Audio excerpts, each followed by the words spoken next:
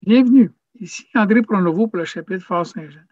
Ce soir, j'ai le plaisir de partager avec nos membres ce webinaire sur l'inflation et ses conséquences. De fait, l'inflation est de loin la principale préoccupation des Canadiens et des Québécois, puisqu'elle crée de l'insécurité, voire de l'anxiété. Notre présentation porte sur l'inflation et les pénuries agroalimentaires ainsi que son impact sur le comportement de la société. À la toute fin, nos invités répondront à quelques questions. Pour en discuter, nous avons trois invités chevronnés. Le Dr Sylvain Charlebois, professeur titulaire et directeur du laboratoire de recherche en agroalimentaire à l'Université de Dalhousie en Nouvelle-Écosse, auteur de plusieurs articles spécialisés et chroniqueur reconnu. Dr Marc Dauphin, lieutenant-colonel à la retraite, a commandé l'hôpital de campagne à Kandahar et est aussi conférencier traitant du stress post-traumatique. Et finalement, M. Martin Laferrière-Simard, travailleur social auprès des vétérans de la milice et autres organismes. Sans plus tarder, je cède la parole au Dr Charlebois qui expliquera ce qu'est l'inflation et ses conséquences. Allô, Sylvain. Bonsoir. Et une première question était concernant l'inflation. C'est un contexte. On sait qu'actuellement, l'inflation, aujourd'hui, ce n'est pas comme les anciennes inflations. Ça a vraiment un contexte exceptionnel. Comment pouvez-vous le qualifier, ce contexte-là aujourd'hui? Qu'est-ce qui fait que l'inflation que nous avons est si brutale? Et ça va aller dans le temps, évidemment. Alors, qu'en pensez-vous? Oui, d'abord, merci pour l'invitation, M. Pronovo. J'apprécie d'interchanger avec les gens les anciens du collège. Ouais, ce qu'on vit actuellement, c'est pas simple à comprendre. Il faut reculer un peu en arrière. Notre laboratoire, en passant à Dallas, c'est ce qu'on fait. On surveille l'inflation, on surveille les prix alimentaires. Et ce qu'on vit actuellement, c'est assez hors de l'ordinaire, là. On a un contexte inflationniste aigu. On parle de récession. Malgré cela, il y a un manque de main-d'œuvre. C'est vraiment un contexte particulier. On n'a jamais vécu ça depuis le début des temps, là, vraiment. Mais qu'est-ce qui s'est passé? On va reculer un peu en arrière.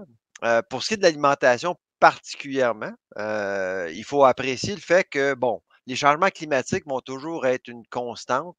Sans être une constante, les changements sont une constante parce qu'à chaque année, les changements climatiques vont perturber les récoltes un peu partout dans le monde. L'année passée, c'était le Canada qui a goûté. Je ne sais pas si vous vous souvenez, André, là, vraiment, la récolte a été anémique au Canada, aux États-Unis, en Russie même. Il y a eu des inondations en Allemagne. Alors, on a débuté l'année 2002 avec des inventaires qui étaient sous la normale. Donc, ça, c'est un facteur important. Le deuxième facteur, c'est la pandémie. La pandémie a vraiment affecté l'efficacité des chaînes d'approvisionnement. Les gens se demandent pourquoi que les chaînes d'approvisionnement coûtent plus cher, pourquoi que les aliments coûtent plus cher. C'est parce que les chaînes d'approvisionnement sont moins efficaces. Et pour les gens qui ont une formation en logistique, ils vont bien comprendre que lorsqu'on regarde l'économie du monde et lorsqu'il n'y a aucune synchronisation entre les économies du monde et que le virus affecte la Chine, ensuite l'Europe, ensuite l'Amérique du Nord et tout ça, c'est toujours difficile de planifier à l'avance. Il y a des retards, il y a un manque de main-d'œuvre et tout ça. Et tout ça fait en sorte que, évidemment, ça coûte plus cher. Il y a le coût énergétique, évidemment, qui a été affecté depuis 2 ans. Le diesel, le pétrole coûte plus cher. Le troisième facteur qui nous a mené à ce qu'on vit actuellement, c'est la guerre. La guerre en Ukraine qui a débuté il y a plus de 100 jours. Malheureusement, les denrées agroalimentaires coûtent beaucoup plus cher parce que cette région-là du monde, c'est le grenier, pas juste de l'Europe, du Moyen-Orient, une partie de l'Afrique.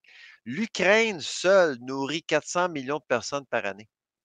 Alors, lorsqu'on pense à notre cycle de production actuel, qui est de 90 jours, qui inclut l'Amérique du Nord et l'Europe, Ben, c'est certain qu'on entame un 90 jours en sachant déjà qu'en septembre-octobre, il va y avoir un déficit.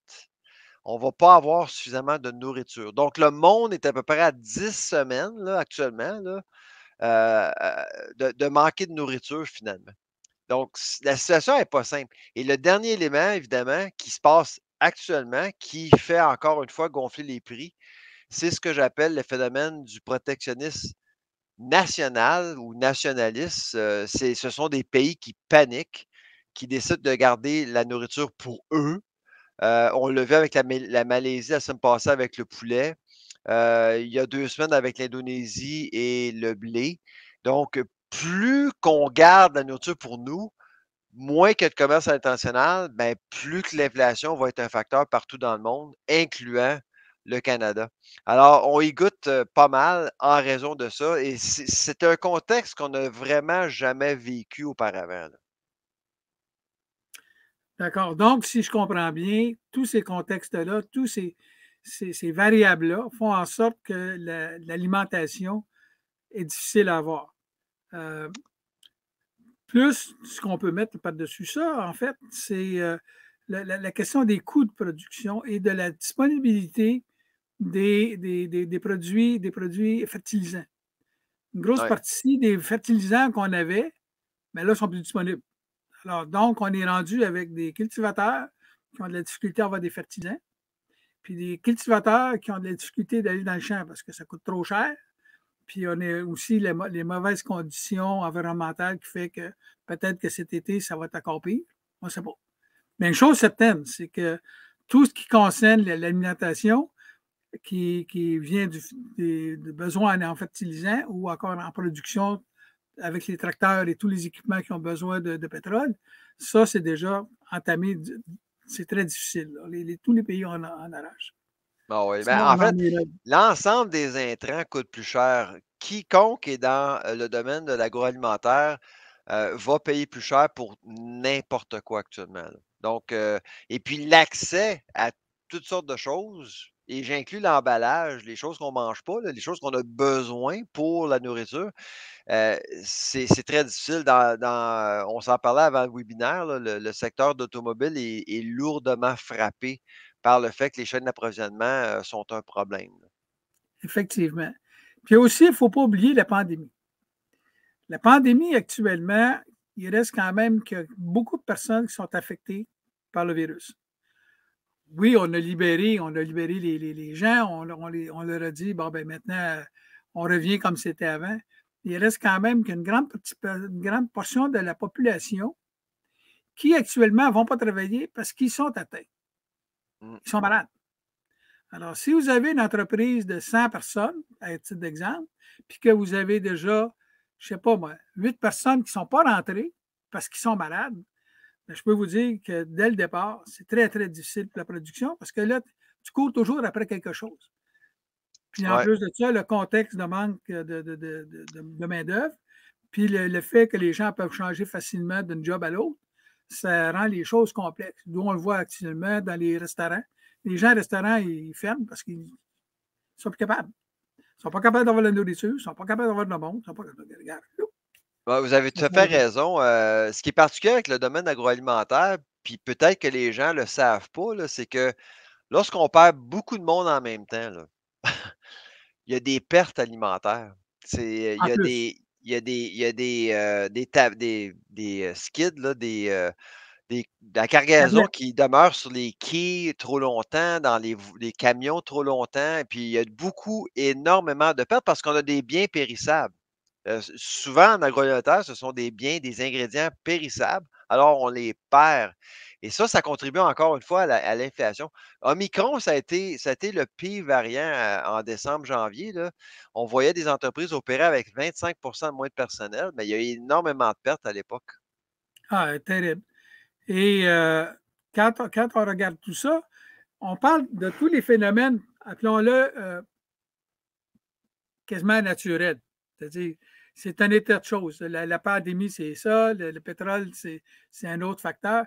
Mais aussi, on en avait une question de l'éthique des multinationales. L'éthique des Ouais. multinationales, ça a l'air de quoi, ça, cette affaire-là? Ouais, ça revient souvent. Ça revient souvent. D'ailleurs, aujourd'hui, j'étais à Toronto, on était en réunion aujourd'hui, on parlait d'inflation, puis on parlait de l'aspect moral, éthique de l'industrie. Autrement dit, là, bon, il y a l'inflation. L'inflation actuellement au Canada est de 9,7. Tant que ça? Euh, ouais. Puis on va probablement atteindre le 10 éventuellement, là, ça c'est clair. Aux États-Unis, d'ailleurs, on est rendu à 10. Aïe, aïe. Puis dans notre laboratoire, là, quand on décortique l'inflation, pour plusieurs produits, on est en mesure d'expliquer une partie de l'inflation, alimentaire, là, je parle, là. Mais il y a une partie, là, vraiment, André, on n'est pas capable d'expliquer. Puis il y a 2 exemples qui me viennent en tête. D'abord, c'est les viandes. Les viandes, les prix ont explosé, continuent à exploser d'ailleurs depuis décembre. Puis on comprend pas, vraiment. Et alors, c'est pour ça qu'il y a beaucoup de gens, il y a beaucoup de gens qui nous écoutent, des consommateurs qui se posent des questions à savoir est-ce que, heu, est-ce que l'industrie profite de cette vague inflationniste-là pour justifier des augmentations? Et puis, on se pose réellement la question. Alors, pour répondre à votre question, André, je peux vous dire, on ne le sait pas, mais on a des doutes actuellement, vraiment, là, pour ce qui est. Et puis, il il faut comprendre que le contexte agroalimentaire est particulier parce que les marges sont habituellement extrêmement minces, hein. On parle de 1-2 là. Alors, lorsqu'il y a une vague, des fois, de façon très naturelle, on va en profiter. Mais là, actuellement, avec un taux d'inflation de 9 à 10 ça fait mal à beaucoup, beaucoup de monde, là. Alors, c'est pour ça que le contexte est pas pareil, là. Je regardais, entre autres, un article qui parlait des grandes chaînes agroalimentaires ici au Canada, puis qui disait que leur profit avait explosé. Ouais. Tu sais, regarde, là, la Alors, conscience ben, en fait, professionnelle, là, regarde, la semaine passée, j'étais, encore une fois à Toronto, puis, Éric Laflèche, était là dans la salle. Et puis, Éric Laflèche, c'est le président de Métro. Et puis, on a interchangé ensemble et puis, bon, il a reçu un boni de pratiquement 1,2 million cette année pour le rendement de son entreprise. Est-ce qu'il le mérite? Pleinement.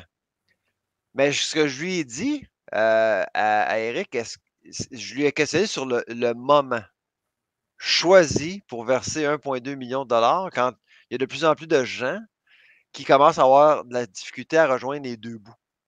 Alors c'est sûr que, tu sais, il y a une mentalité dans l'industrie en disant, ben, ces gens-là méritent leur boni, mais on parle de sécurité alimentaire ici, là. On parle de bouffe, ce qui est différent de vendre des voitures, des T-shirts ou quoi que ce soit. C'est pour ça que le contexte est toujours particulier en alimentation. Il y a un malaise lorsqu'on entend parler de boni, lorsqu'on entend parler de surinflation, des choses comme ça. exact. Moi, je regardais un autre phénomène qui est au niveau du pétrole. Alors, le pétrole, on sait très bien que les grandes institutions, les grandes compagnies pétrolières, eux travaillent beaucoup plus en fonction ils n'ont pas de frontières. Donc, Mmh. ils travaillent beaucoup plus en fonction du profit de leur actionnaire.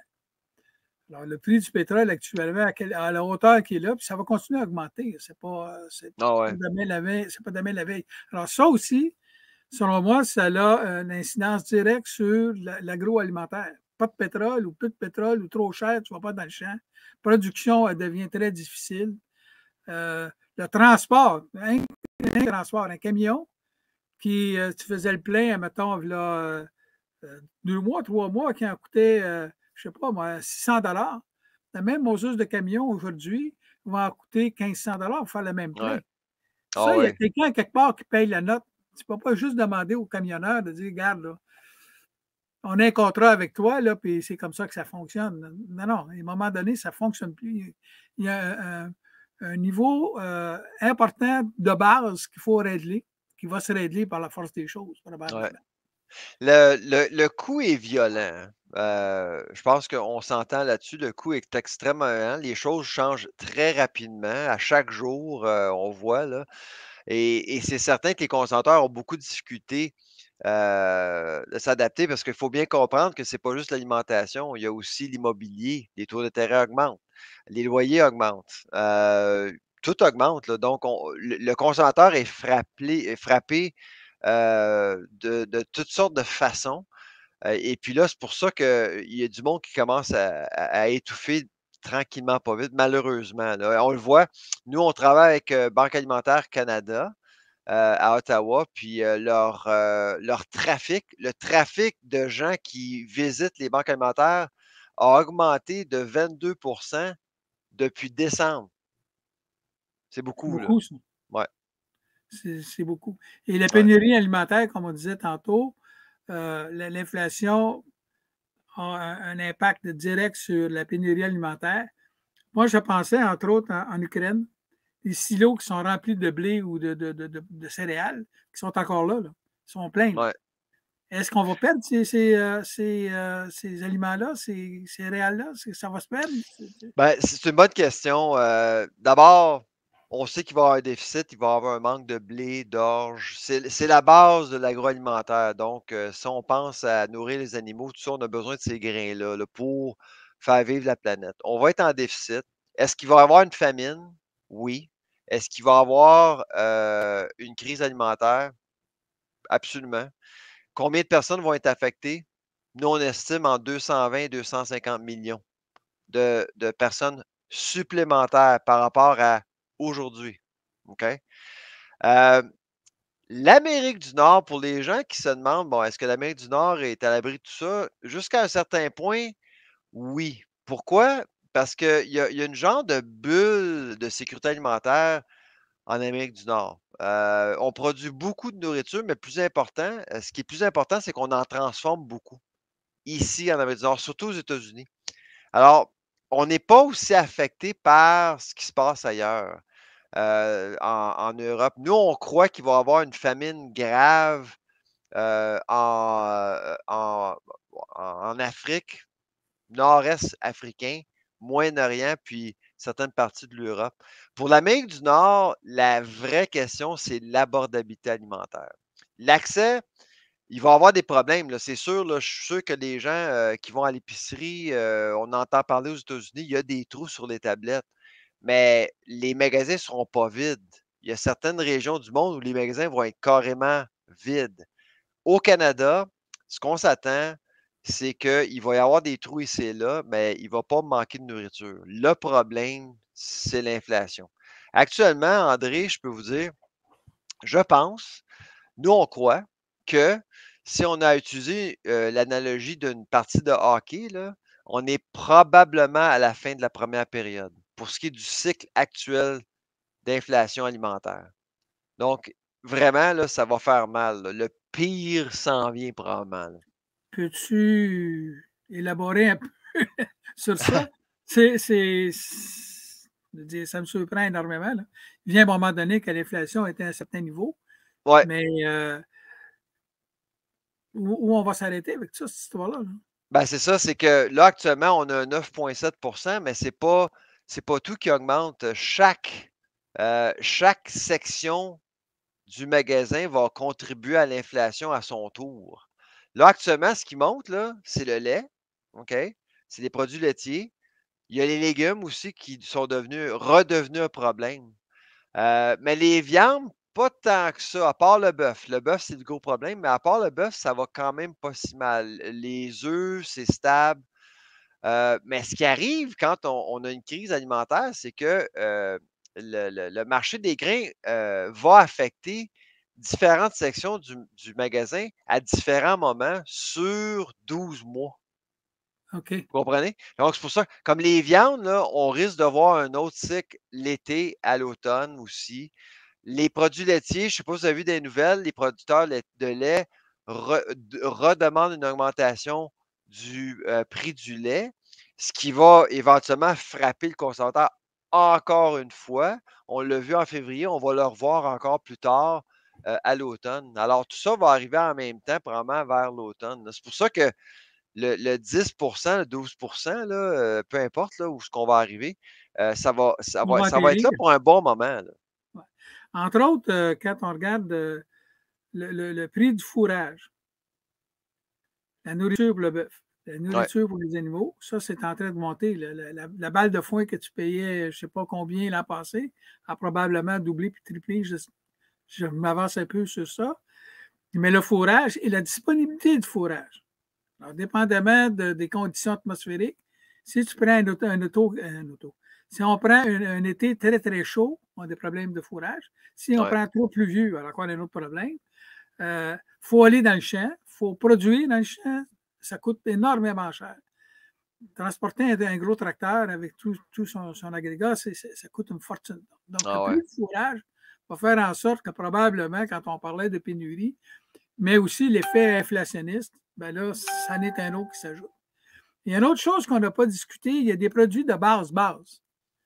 Donc, je pense à des huiles végétales, comme l'huile de tournesol ou encore de l'huile de palme, qui, apparemment, je sais qu'en Europe, actuellement, c'est très difficile. Mais ça aussi, c'est des produits de base qui sont vraiment affectés, je pense, actuellement. Oui, non, absolument. En fait, vous mentionnez l'huile végétale. C'est drôle, hein? C'est rare qu'on parle, on discute d'huile végétale, là. Mais l'huile végétale joue un très grand rôle dans notre vie sans s'en apercevoir. Si vous allez à l'épicerie, 75% des produits que vous voyez en magasin ont d'huile végétale. Là, actuellement, ce qui se passe avec la situation avec les grains, on croit qu'il va y avoir une pénurie d'huile végétale, malheureusement. On risque de voir. Donc, l'Indonésie qui a émis un embargo sur l'huile de palme. Je sais qu'il y a beaucoup de gens qui nous écoutent qui ont de la difficulté avec l'huile de palme parce que l'empreinte environnementale est un problème, puis je peux comprendre. Mais l'huile de palme, c'est l'huile végétale la moins chère au monde, de loin, là. Alors, l'huile de palme est dans beaucoup de choses, dans la margarine, Nutella, pâtes, peu importe, là. Donc, c'est pour ça que l'huile de palme est un ingrédient qui est super utilisé dans l'industrie parce que ça coûte pas cher. Puis en plus, on peut faire à peu près ce qu'on veut avec l'huile de palme. L'huile de palme adopte toutes sortes de goûts très facilement. Alors, il est très malléable comme ingrédient. Okay. Ça va faire en sorte qu'il va y avoir une pénurie d'huile de végétale. Et ça pourrait empêcher certaines entreprises de fabriquer d'autres produits comme des biscuits, craquelins, pâtes alimentaires, etc. Alors, ils vont soit reformuler leurs produits ou ils vont cesser de produire peu importe ce qu'ils font, là. Donc, on le voit actuellement, les compagnies comme Mondelez, Procter Gamble, Nestlé, toutes ces entreprises-là, vraiment, là, s'assurent d'avoir suffisamment d'huile végétale pour les prochains 12 mois. Donc, eux autres, en magazine. Ah oui, absolument. Là, ils stockent eux autres, puis le restant, ben, regarde, chacun pour sa poche, ni plus ni moins. Mais qui sont les grands producteurs des huiles actuellement dans le monde? Ben, il y a l'Ukraine. L'Ukraine pour l'huile de tournesol, c'est l'Ukraine. Et l'huile de tournesol, c'est un gros produit. Mais il y a l'huile de canola qui est produite au Canada. Mais vous savez, André, l'année passée, là, ça a tellement mal été au Canada pour ce qui est de la sécheresse qu'on a dû importer du canola au Canada. Puis je sais pas On si vous était savez, le déficitaires. canola, là, quand vous vous promenez à travers le monde, le canola s'associe au Canada, c'est l'acronyme Canada Oil, canola. OK. Et ça a été créé au Canada, donc on en produit beaucoup au Canada. Mais l'année passée, il y a eu un déficit en raison des sécheresses. Alors, c'est pour ça que pour l'huile végétale, là, il y a beaucoup d'inquiétudes parce qu'il n'y a pas suffisamment de grains sur le marché actuellement. Et là, on sait très bien qu'il va y avoir un déficit. Donc, pour ce qui est des huiles, les huiles de soya, c'est le Brésil, c'est l'Amérique du Sud, Brésil, Argentine, il y a des sécheresses. Tournesol, c'est l'Ukraine. Pour le canola, c'est les États-Unis et le Canada. Puis l'huile de palme? L'huile de palme, on parle de l'Asie, là, Indonésie, Malaisie. Donc, ça, on appelle ça les produits de base qui servent à peu près à n'importe quelle sauce, ni plus ni moins. Ouais, Est-ce qu'on ouais, a d'autres absolument. produits semblables à ça qui affectent une grande portion des produits agroalimentaires qu'on produit? Ben, l'autre ingrédient qui m'inquiète, franchement, là, André, c'est le sucre. Parce que là, OK. l'Inde aussi a émis un embargo. L'Inde est un grand producteur de sucre et malheureusement, l'Inde a émis un embargo récemment. C'est pour ça que le protectionnisme nationaliste qu'on voit un peu partout dans le monde inquiète beaucoup de monde, là, parce que ça veut donc dire que les acheteurs ont accès à moins de quoi que ce soit. Et on parle d'ingrédients de base, on a parlé d'huile, le sucre, il va y avoir d'autres choses aussi. C'est pas terminé là encore. Et Dans plus le qu'on va blé, voir ces annonces-là, plus ça va être difficile à obtenir ces ingrédients-là. est-ce que le blé fait partie de cette gamme-là? Ben, le blé, c'est un grand produit pour ce qui est de la fabrication de toutes sortes de produits qu'on fabrique, comme le pain, bien sûr, les pâtes alimentaires. Puis il faut comprendre que le blé est la base diététique pour plusieurs régions au Moyen-Orient, en Afrique aussi. Puis il va en manquer. Il va en manquer. Puis il faut comprendre là, que les gens là, dans ces régions-là vont dépenser 30-40 de leur budget, sur de la nourriture et puis, ils vont pas nécessairement consommer de la viande, mais ils vont consommer, du blé. Le blé, nous, à la Main du Nord, on est assez chanceux, on a beaucoup de variétés. On a les fibres, on a les protéines, puis pour ce qui est des protéines, la protéine animale prend beaucoup de place, poulet, porc, bœuf. Mais dans des régions où c'est plus pauvre, où ce qu'on peut pas entreposer des calories parce qu'il y a pas d'énergie, il y a pas d'infrastructure, malheureusement, c'est le blé là, qui est vraiment le gros morceau pour eux, là. Il va y en manquer en raison de parce que 25 des exportations mondiales, provient, provient de l'Ukraine et de la Russie.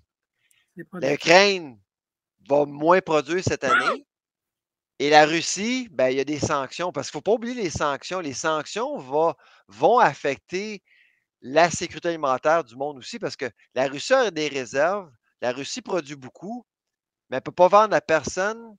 Et c'est là que la Chine rentre en ligne de compte. Qu'est-ce que la Chine va faire? La Chine a 60 des réserves mondiales de grains.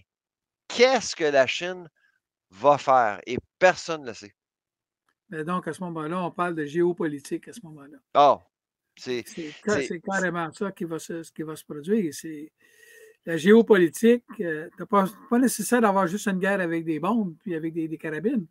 La géopolitique fait en sorte que tu n'es pas capable ou tu n'approvisionnes pas du monde. J'écoutais, c'est aujourd'hui, les démarches de l'Afrique qui vont voir Poutine, le président Poutine, ouais. pour dire, ben regarde, là, nous, on est avec toi, là, parce qu'on a faim. Mm. Puis quand Ah on ouais. regarde aussi les pays européens qui se disent, ah ben oui, mais là, nous, on est pour l'Ukraine, mais autour de ça, ça grenouille pas mal. Tu sais, il y a un moment donné, Le président Poutine là, a vraiment décidé, en février, on ne le savait pas, là, personne ne le savait. Moi, j'ai été surpris que le Kremlin décide d'envahir l'Ukraine, surpris et extrêmement déçu, craintif, etc. Mais vraiment, avec l'évolution du conflit, moi, j'arrive à la conclusion que M. Poutine veut véritablement utiliser la nourriture comme arme. Comme j'en suis arme. convaincu. J'en suis Oh, convaincu. ouais. Si on regarde, en parlant de pénurie et tout ça, si on regardait, advenant qu'il n'y avait pas de guerre, juste l'effet de la pandémie qu'on a vécue durant 2 ans, là, on était 2 ans confinés, et encore, on parle de la Chine, certains grands secteurs de la Chine sont encore confinés. Est-ce que ça aussi, juste ça, est-ce que ça justifierait une inflation? Absolument. Dès qu'on crée une rareté, là, ça complique les choses, c'est sûr. Mais moi, ce que je trouve un peu décevant en Amérique du Nord, c'est qu'on voit des deux côtés de la frontière, là, à Ottawa et à Washington, on voit que deux gouvernements qui sont un peu déconnectés de ce qui se passe. Nous, on voit, il y a une crise alimentaire qui se développe là, actuellement, là, vraiment, Mm. puis le pire s'en vient, là, ça va être en septembre, octobre. Euh, mais du côté d'Ottawa, on n'a appliqué aucune mesure pour permettre aux producteurs agricoles d'avoir accès à des engrais moins chers, à de l'essence moins chère. Il y a une taxe de carbone qui est appliquée sur ces produits-là. Les producteurs agricoles actuellement doivent payer un tarif de 35 sur les engrais qui arrivent de la Russie. Géopolitique. Donc, mais et on peut comprendre pourquoi il y a des tarifs sur ces produits-là, parce qu'on a émis des sanctions contre la Russie, mais on parle de sécurité alimentaire et les engrais, c'est vraiment, ce qui est le plus important pour un producteur pour produire plus. Rien n'a été fait à Ottawa. Du côté américain, on a décidé récemment d'étendre le mandat éthanol. Habituellement, l'éthanol ne se vend pas l'été pour diminuer, en fait, l'utilisation de maïs. Mais le président Biden a décidé d'étendre le mandat éthanol et de permettre d'avoir plus de maïs être transféré de la filière agroalimentaire à la filière énergétique. Là, on parle d'à peu près 39 à 40 de la production américaine de maïs sacrifiée pour permettre aux Américains d'avoir un gaz moins cher. D'un autre côté, tu crées la pénurie de l'autre bord. C'est ça. C'est pour ça que En France, c'est la moi, même chose. souvent, En Europe, c'est c'est la sûr même que chose. l'Amérique du Nord n'a pas, le Canada aussi, on n'a pas été, euh, on n'a pas, notre territoire, on a été chanceux, on n'a pas eu vu de guerre sur notre territoire depuis très longtemps, tandis que l'Europe a vécu la guerre, a vécu la famine durant la Première, Deuxième Guerre mondiale, etc. Il y a beaucoup de conflits en Europe, puis on connaît l'effet de famine, l'effet d'une guerre de conflit, mais je suis pas convaincu, André, franchement, là, qu'en Amérique du Nord, on comprend, on saisit bien ce qui se passe réellement là, actuellement. Moi, je pense que les gouvernements le comprennent. Je suis certain de ça. Est-ce qu'ils sont capables de réagir? Est-ce qu'ils sont capables de faire quelque chose? Ça, c'est une autre question. Mais il y a tellement de monde qui ont des grandes connaissances, comme toi, tu as des grandes connaissances, puis tu discutes avec ces gens-là. C'est impossible qu'ils ne comprennent pas. Avoir la volonté de faire quelque chose, ça, c'est une autre histoire. Puis là, on parle d'éthique. Là, on dit tantôt, on parlait d'éthique entre les grandes compagnies, les grands trusts, mais il y a aussi une éthique au niveau du gouvernement et entre les différents ministères. Et ça, là, ça va le bas, là. Ça Ben, va le bas. il y a pas, ben, je voulais être poli, je pense que vous avez raison, André. Je pense qu'il saisit peut-être un peu ce qui se passe, mais il n'y a pas de volonté politique à faire quoi que ce soit pour des raisons purement politiques, là, c'est sûr. Mais en bout de ligne, on parle de vie, on parle de mort, on parle de bien-être, on parle de. Puis éventuellement, ça nous rattrape. C'est en train de nous rattraper aussi là, au Canada. Donc, c'est pour ça que moi, je suis extrêmement inquiète là, de ce qui se passe, vraiment, parce que je regarde les chiffres, je regarde les rapports qui sortent de l'ONU, de la FAO, de la Banque mondiale. Il n'y a rien de bon là, actuellement. Rien. Il n'y a rien C'est pour pas, nous rassurer. c'est pas encourageant trop trop. Non. Puis le Et puis dernier, là, je pense que le dernier point avant d'aller plus loin du côté insécurité de la population, que ouais, tu vas présenter tantôt, ouais. euh, il y a un facteur qui est très, très important au niveau mondial, c'est tout ce qui s'appelle le transport. Transport par bateau. Le foutu container qui coûtait 2500 pièces. Moi, je me souviens quand j'achetais des containers, Ah ouais. 2500, 3000 pièces, c'est rendu à 25 000, 30 000, puis ça continue. Puis non seulement ça, je pense qu'il y a un autre problème, c'est pas, tu ne sais pas quand tu vas l'avoir. Non, c'est ça, exactement. Donc, Là, tu attends un chargement de nourriture, ben, tu ne sais pas si tu vas l'avoir, puis quand tu vas l'avoir. ouais. Ben, Ça, en ça fait, va. on parlait plutôt de déséquilibre économique à travers le monde. C'est un peu ça. Il y avait beaucoup de containers en Asie, il n'y en avait pas ici. Vraiment, tout est désynchronisé finalement. Et c'est pour ça que les gens se demandent ben, qu'est-ce qui se passe. De transporter quoi que ce soit sur l'eau ou sur la terre, ça coûte pas mal plus cher qu'avant. Puis Beaucoup. on ne voit pas comment que les coûts vont diminuer de sitôt. C'est ça qui est épeurant parce que, tu Exact. sais, on parle de la pandémie qui va terminer ou qui va se terminer ou qui termine, mais c'est pas ça, là. Ça va prendre beaucoup de temps avant que tout ça se recalibre comme il faut. Ouais, Effectivement. ouais. Alors, je ne sais pas si vous permettez, je devrais introduire docteur Dauphin. Dauphin. C'est le Oui, temps, hein? oui. Donc, j'aimerais ça introduire le docteur Marc Dauphin. Que malheureusement, je n'ai jamais rencontré, mais que j'ai rencontré juste avant la session. Alors, bonjour, docteur Dauphin. Docteur Charlebois, bonsoir. Bonsoir, oui, effectivement. Alors, vous avez écouté notre conversation sur la crise alimentaire. Je ne sais pas vous, mais moi, je parle à beaucoup de gens qui sont anxieux. Il y a des journalistes qui m'appellent pour savoir qu'est-ce qui se passe. Il y a beaucoup de gens qui ne savent pas ce qui se passe aussi. On ne sait pas ce qui s'en vient. Il y a beaucoup de gens qui se posent des questions. Et de plus en plus, là, il y a des gens qui ont de la difficulté à rejoindre les deux bouts, ce qui amène les gens à être beaucoup plus anxieux qu'auparavant. Ça va être une année relativement difficile, 2022, malheureusement. Alors, vous, là, comment vous voyez tout ça? Ben, je ne suis pas un spécialiste en santé mentale. Par contre, pour moi, anxieux, c'est, supposons que vous en allez sur un chemin, puis qu'il y a un pitbull qui sort d'une résidence, puis qui s'en vient vers vous avec la gueule ouverte, etc. Ce n'est pas de l'anxiété, c'est de la peur, parce qu'il y a une raison pour se sentir comme ça.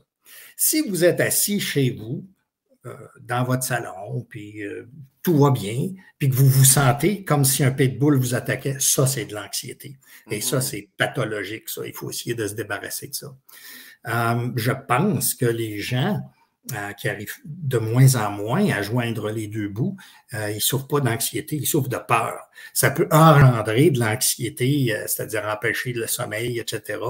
Mais effectivement, une autre chose que je ne sais pas si vous avez adressé, j'ai manqué les 5 à 10 premières minutes de votre présentation. C'est la quantité d'argent en circulation. Quand j'ai regardé Non, on n'en a pas parlé de ça. Okay. Non. Quand j'ai regardé les projets de loi que M. Biden essayait de faire passer là, de 1,9 trillion de dollars, ce qui est des billions en français, mais en tout cas, c'est 1900 milliards de dollars empruntés. Donc, c'est de l'argent nouveau qu'on met en circulation. Quand je vois ce que M. Trudeau fait depuis son élection en 2015, c'est-à-dire emprunter sur l'avenir puis saupoudrer un peu partout dans la société, ce que ça fait, c'est que ça met plus d'argent en circulation. Et plus vous avez d'un produit en circulation, moins il y a de la valeur. Ça, c'est une partie de l'inflation à l'heure actuelle. Sans compter tout ce que vous avez décrit, là, qui était parfait. J'ai adoré vous écouter la guerre en Russie avec les produits de base qui sont les céréales, etc., l'huile, qui est une chose à laquelle je m'intéressais justement à cause de l'huile de palme qui est pas très populaire parmi les écologistes de ce temps-là, surtout en Indonésie et en Malaisie où on coupe des forêts à ras et puis on fait fuir les orang-outans qui sont des bêtes magnifiques. Mais bon, alors tout ça, ce que j'en pense, je pense que c'est une partie de ce qui s'en vient. Effectivement, vous avez raison, Dr. Charlebois. Je vois aussi s'en venir une récession.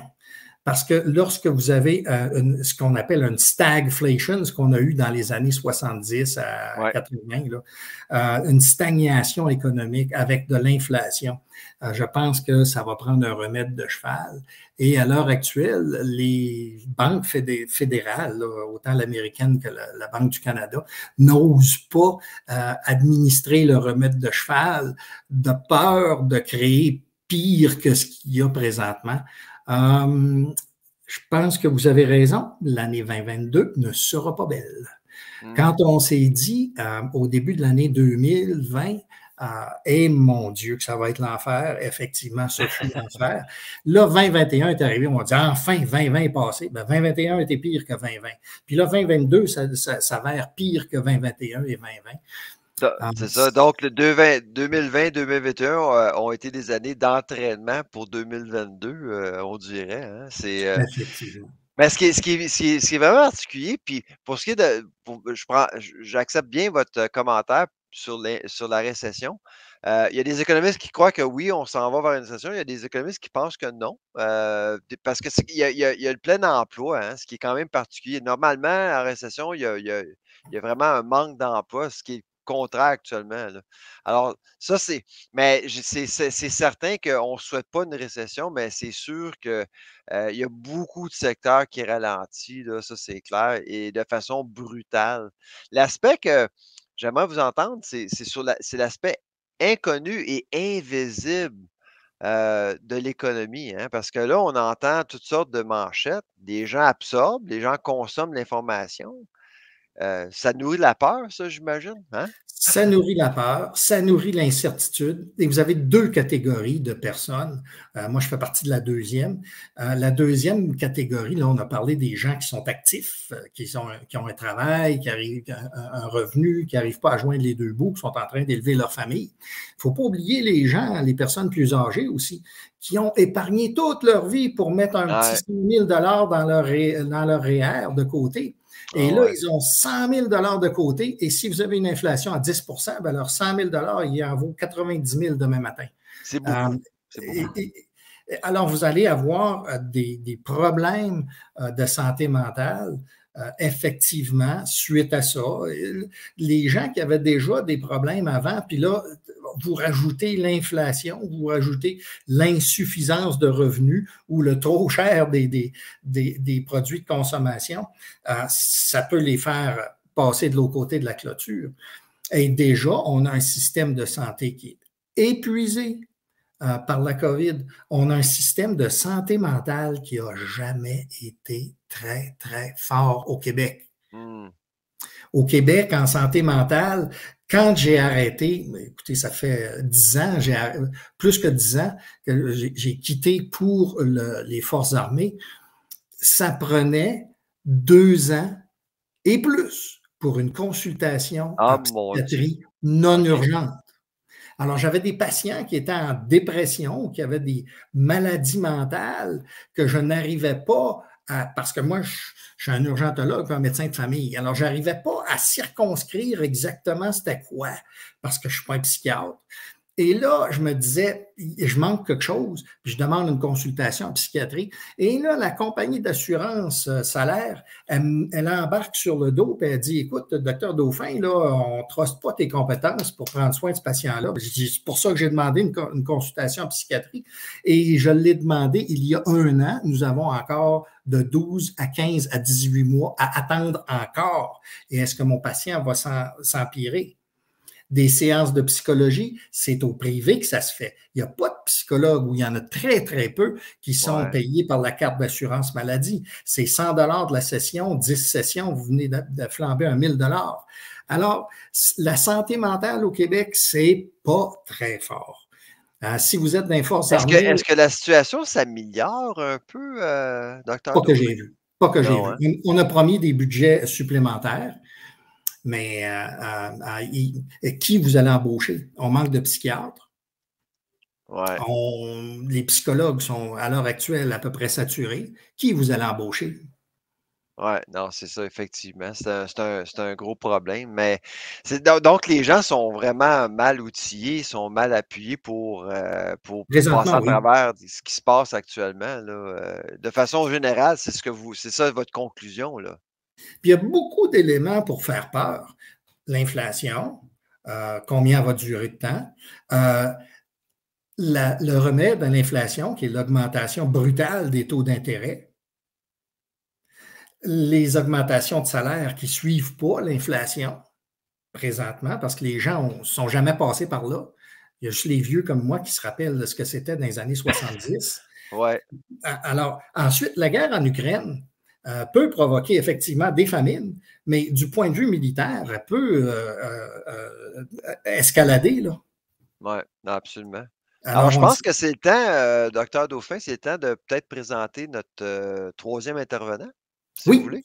Je voudrais présenter Martin Laferrière-Simard, qui est un travailleur social qui a servi dans les forces armées et qui sert encore dans les forces armées, qui a même servi outre-mer dans les forces armées un certain nombre d'années dans nos bases en Europe.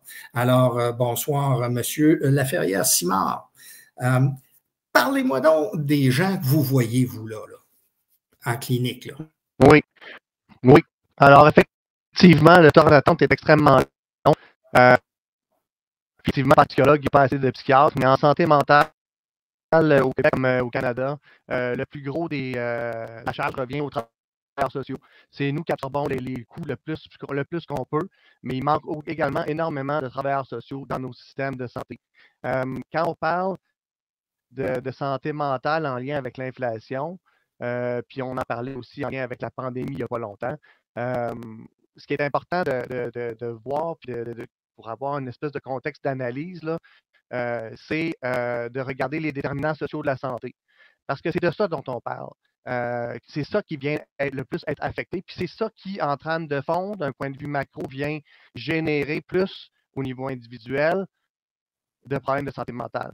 Donc, si on cherche à regarder la pandémie puis l'inflation par le petit bout de la lorgnette, c'est-à-dire la santé mentale individuelle, on pourrait rater notre cible. Si on le regarde du point de vue des déterminants sociaux de la santé, on risque de comprendre un peu comment faire pour aider l'ensemble de la population. Donc, dans les déterminants sociaux de la santé, quand je dis ça, là,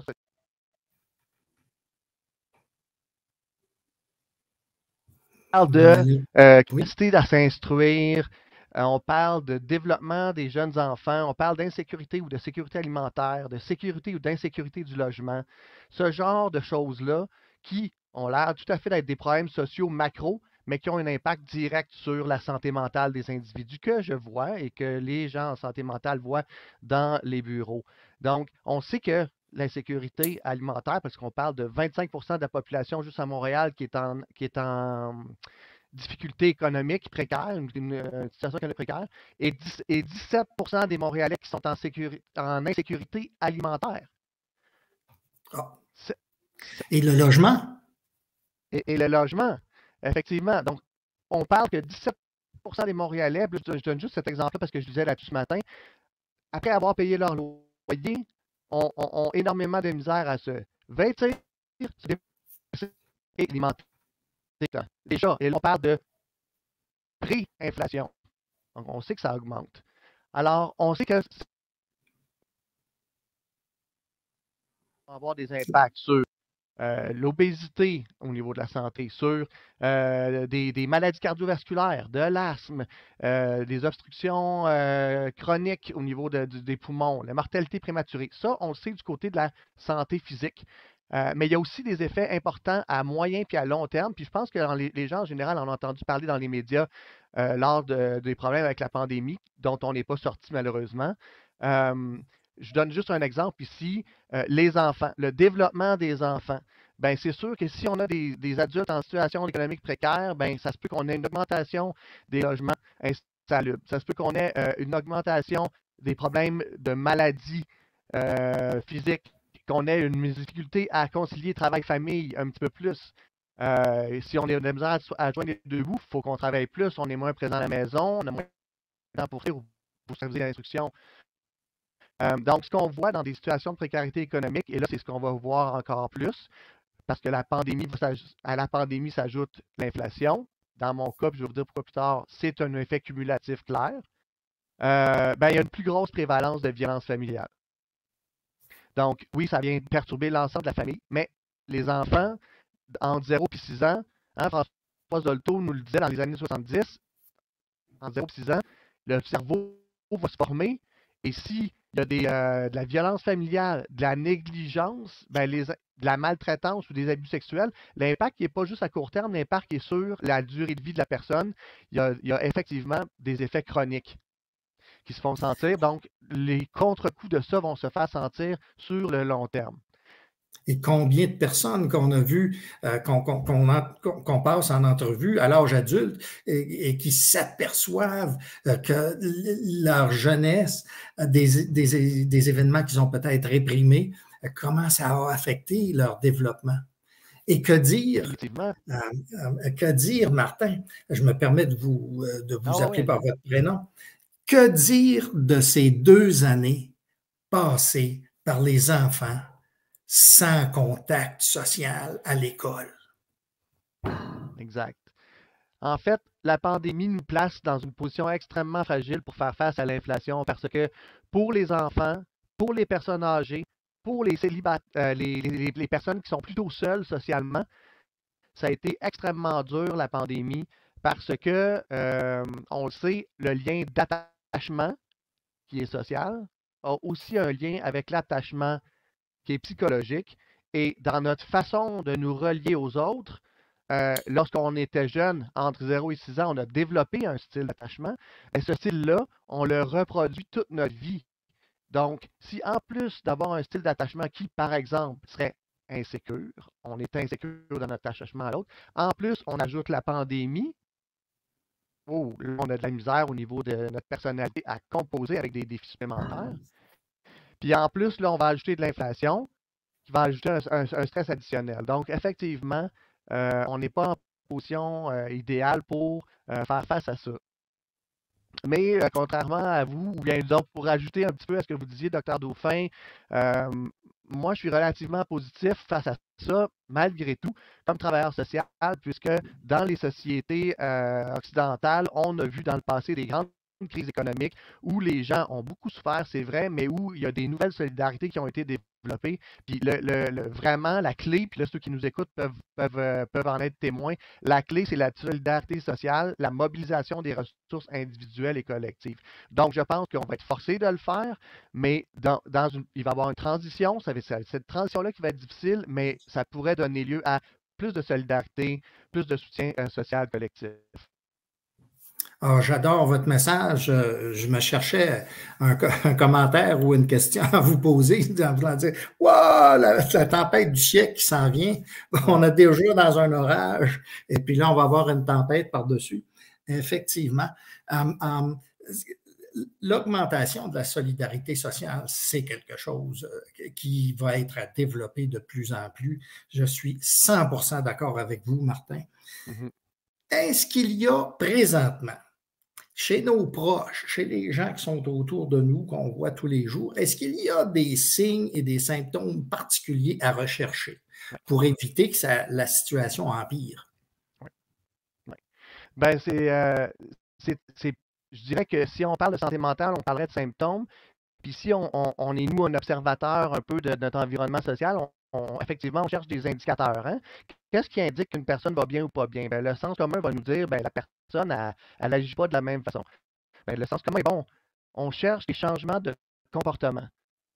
C'est ça qu'on cherche chez les personnes. Puis aussi, si on veut avoir un œil plus aiguisé, parce que les gens ne vous diront pas qu'ils ont des problèmes d'argent, la majorité du temps. Parce que ceux qui ont des problèmes d'argent ont honte. Et personne ne veut activer la honte. On ne veut pas l'activer pour nous-mêmes, puis on aimerait ne pas l'activer chez les autres. Donc, c'est souvent des thèmes qui ne sortent pas, qui restent camouflés pendant longtemps. Donc, on cherche la pointe du iceberg. La petite pointe du iceberg, c'est des changements de comportement. Puis, avec l'œil aiguisé, recherchez les populations autour de vous qui sont les plus fragiles. Les familles monoparentales, avec un seul revenu, les familles divorcées ou celles qui sont dans les forces armées canadiennes en restriction imposée, distancées, beaucoup de coordination logistique pour la gestion familiale, de distance à parcourir, nos réservistes hein, qui volent de contrats de classe A à classe B, hein, qui vont avoir de la misère à joindre les deux bouts entre les deux des fois.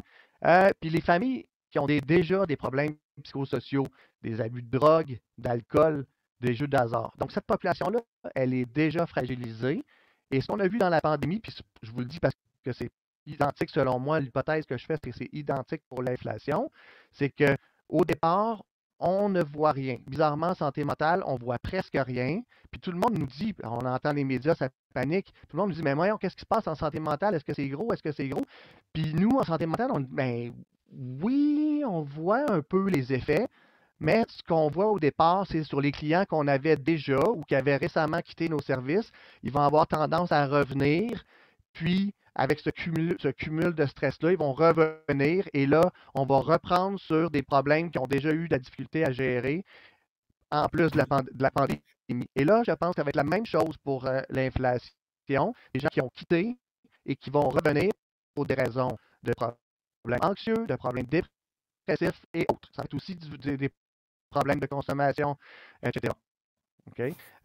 Mais là, si ça s'inscrit dans la durée, puis j'entendais tout à l'heure que là, on est à la période numéro 1, là, quand on va être à la période 2 puis à la période 3 dans le match, là, mais c'est là ça va sortir de façon beaucoup plus claire. Et là, on va voir des familles qui habituellement ne sont pas connues des services de santé mentale et qui là vont consulter et ils vont consulter en crise. Parce qu'ils vont avoir attendu le plus longtemps possible pour éliminer la honte. Fait que ça, c'est. Qu'est-ce qu'on parle? Qu'est-ce qu'on veut voir, Dr Dauphin, dans les changements de comportement?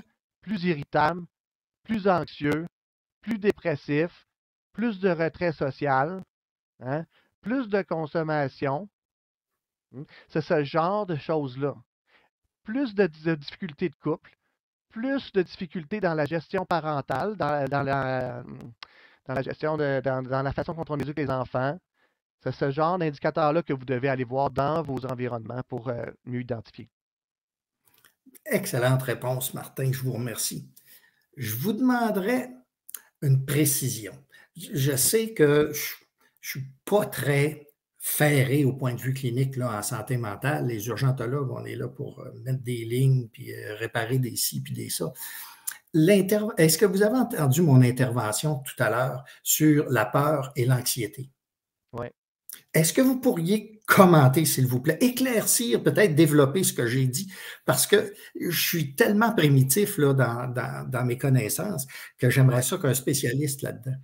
Non, mais votre commentaire est tout à fait pertinent. L'anxiété, on va en parler lorsque le stress va causer un problème au fonctionnement de l'individu.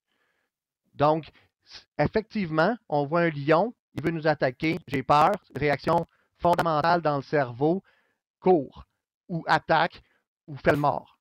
Ça, c'est clair. Par contre, là, la pandémie frappe, j'ai pas assez d'argent ce mois-ci, c'est concret, là.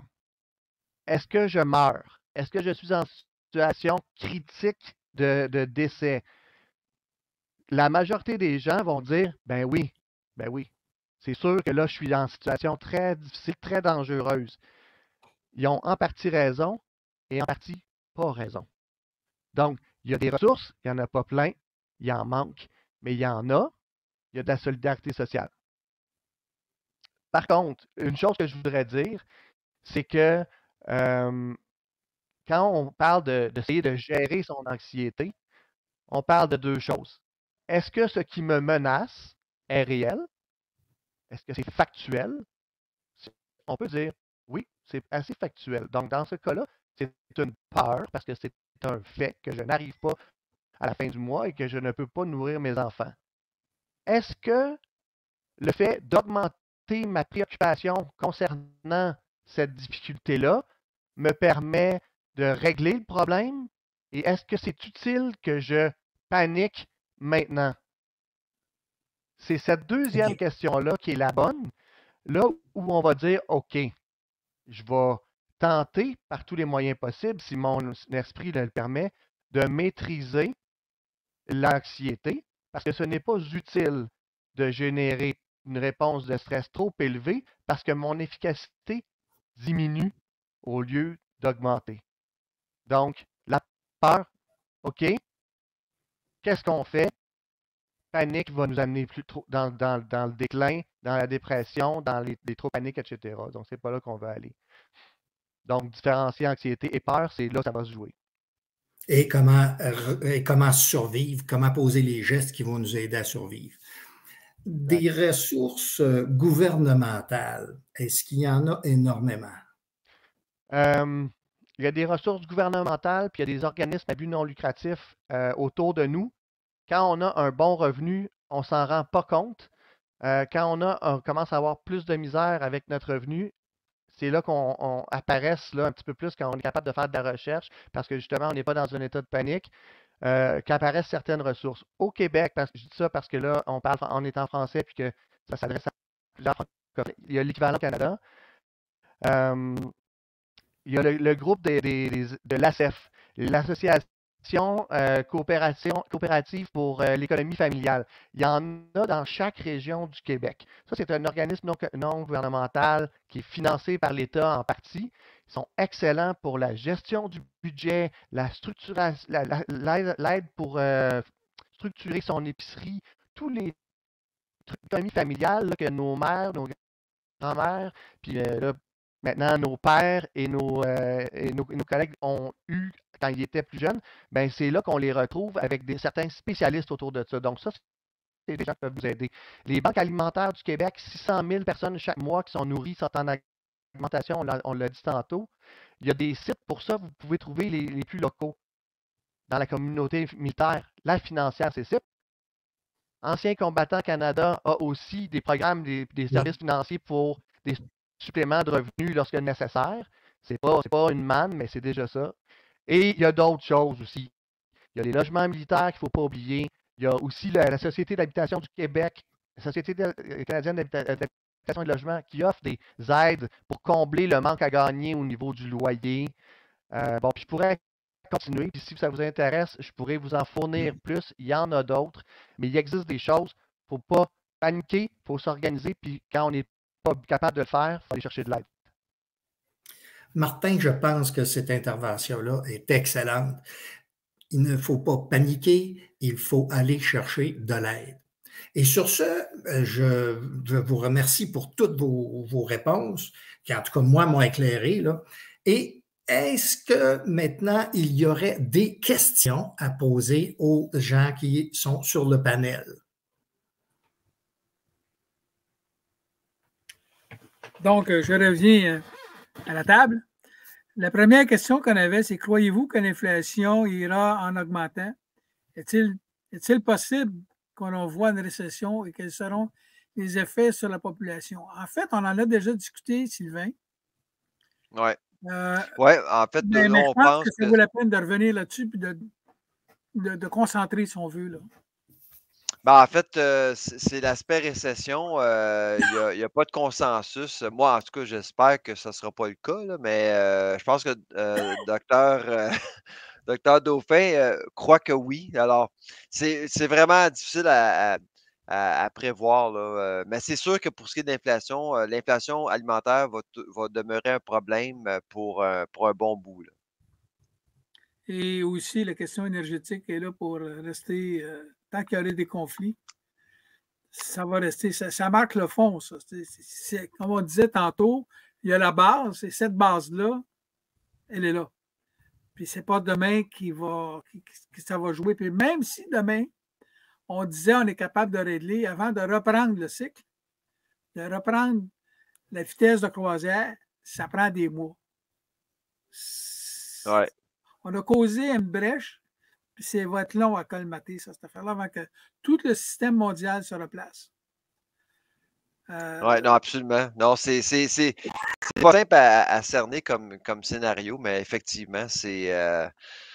On souhaite le mieux, mais moi, j'ai beaucoup aimé les commentaires de Martin.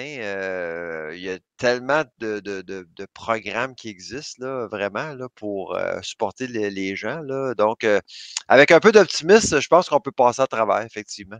Ben, je pense que, comme Martin le disait, il s'agit de s'organiser. Hein. Oui, absolument. Ouais. Pas d'organiser, mais aussi de publiciser qu'est-ce qu'on peut faire. Parce que quand ça va pas bien, tantôt, on va écouter une vidéo, mais quand ça va pas bien, on se sent seul, on se retranche, puis il faut être capable d'aller chercher ces gens-là. Martin, lui, sa job, son ouvrage, c'est d'être capable de déceler ces gens-là. Il est sain. Puis il ne faut pas oublier qu'ici au Québec, là, j'avance un grand chiffre, là, mais on parle de plusieurs millions de personnes qui sont dans une situation précaire. Et que le gouvernement, bien qu'il connaisse la situation, a de la difficulté à répondre à ça. Pas facile d'organiser ça. Le système qu'on a n'est pas facile à orchestrer. Ça va prendre du temps, ça va prendre de l'argent, mais ça va prendre avant tout des gens. Mais bon, avoir de l'argent, mais si tu n'as pas les gens, si tu n'as une structure qui peut porter ça, ça devient excessivement difficile. Mm-hmm. Il y a une question qu'on avait pour entre autres, pour Martin. On disait que bon, l'automne et la rentrée scolaire arrivent à grands pas. Hein, du mois d'août, là. Quel sera l'impact sur les familles? Puis là, il est certain que plusieurs auront vraiment des difficultés. Là. Tu sais, l'entrée scolaire coûte très cher. Puis la deuxième affaire, puis je pense que Martin, tu l'as souligné tantôt, le jeune qui s'en va à l'école, qui est mal vêtu, qui n'a pas ses livres, qui mange mal, ça, pour n'importe quel parent qui a de la difficulté à rejoindre les deux bouts, ça devient mon Dieu, ça devient une montagne pour eux autres. Ils ont déjà leur montagne, en plus de ça, l'inflation, en plus de ça, arrive toujours quelque chose par-dessus. Alors, toi, tu as la chance, je n'appelle pas ça une chance, mais tu as le doigté, probablement, pour être capable de parler avec ces gens-là, puis de dire, regarde, tu n'es pas tout seul, mais on est capable de travailler avec toi. Comment tu fais ça? Comment tu t'organises ça avec ton monde? Ben, quand on voit qu'il y a des volets dans ma pratique, moi, ma pratique, c'est une pratique surtout en individuel, des fois en couple ou en famille, mais majoritairement en individuel. Quand on voit dans nos cliniques qu'il y a des problématiques communes, comme celles qu'on peut anticiper là, avec la pandémie, pas avec la pandémie, mais avec l'inflation, on va regrouper puis on va faire des groupes de soutien par les pairs. Puis on va faire des groupes psychothérapeutiques ou des groupes d'entraide orientés sur certaines problématiques. Donc, par exemple, comme Caroline nous en parlait tantôt, si on voit qu'il y a des difficultés au niveau de comment on va faire pour rejoindre les deux bouts, mais là, on va faire des groupes d'entraide sur comment on va. Puis on va brancher toutes les ressources. C'est là qu'on va brancher toutes les ressources à aller voir, puis on va se mobiliser. De cette façon-là, on reste plus dans le social, puis dans les conditions matérielles d'existence, puis on va moins dans la honte, puis dans le psychologique. Puis ça permet aux gens de passer à travers un petit peu plus rapidement sans creuser dans leur bobo, là, quand on le fait en groupe. Puis ceux qu'on voit, puis c'est là qu'on les détecte, ceux qu'on voit qui ont des difficultés psychologiques vraiment plus marquées, puis qu'il y a des impacts dans le fonctionnement social, ça peut être au niveau du couple ou de la famille, bien là, à ce moment-là, on va proposer de l'intervention individuelle. Puis effectivement, c'est vrai que l'automne, c'est un moment difficile, mais c'est aussi, juste pour le mentionner, là, c'est aussi pour la majorité des familles un moment structurant. Parce que c'est là que les institutions reprennent du service, si on veut. Donc, d'un point de vue du service social, l'école, c'est un facteur de protection. La routine, c'est un facteur de protection. Et puis, en été, il n'y en a pas beaucoup. Et puis, il fait soleil, il fait beau. Les gens, la majorité, on va avoir moins de consultations. Septembre, on est toujours sur le même cruise control qu'en été parce que les gens sont en train de réagir puis ils vont développer des états de crise. Puis en octobre, là, c'est là que ça rentre. Alors en octobre, novembre, décembre, mai, c'est là aussi qu'on a les institutions qui viennent structurer le système de fonctionnement. Puis c'est à partir de ce moment-là aussi qu'on est capable d'aller chercher des ressources dans ces systèmes plus organisés-là. Donc moi, je pense qu'encore une fois, avec l'inflation, oui, il va y avoir des impacts sur les capacités des individus à payer des familles, à payer des frais de scolarité, à s'habiller, à se nourrir avant d'aller à l'école. Mais bon, évidemment, on n'est pas le gouvernement, là, mais au moins, on va avoir des éducateurs spécialisés, des professeurs, on va avoir des employeurs qui vont être capables de voir que les choses ne vont pas comme elles vont habituellement et qui pourraient envoyer un signal d'alerte. Est-ce qu'il va y avoir une augmentation des programmes sociaux dans les écoles, des différents programmes de soutien aux revenus à cause de l'inflation? On l'espère. Sinon, au moins en septembre, je dirais en octobre, novembre, on va être capable de, par le biais des différentes institutions, de venir trouver une solution avant, je vous dirais, parce que c'est ça les courbes habituelles, même avec l'inflation, c'est pas mal sûr que les courbes vont être celles-là. On va risque de trouver une situation avant février de l'année d'après parce que pour que les gens puissent vivre leur transition puis modifier leur comportement, ça prend un bon 3-4 mois habituellement. C'est la courbe qu'on voit dans les services sociaux et de santé mentale. Excellent. Au nom du chapitre Fort-Saint-Jean, je remercie nos trois invités, le Dr Charles Bois, le Dr Dauphin, ainsi que M. Laferrière-Simard pour leur explication. Il y a lieu de ne stresser en autre mesure, mais soyez vigilants. N'hésitez pas au besoin de rechercher de l'aide auprès des organismes capables de vous guider. Merci. Ce fut un plaisir de partager avec vous ce webinaire.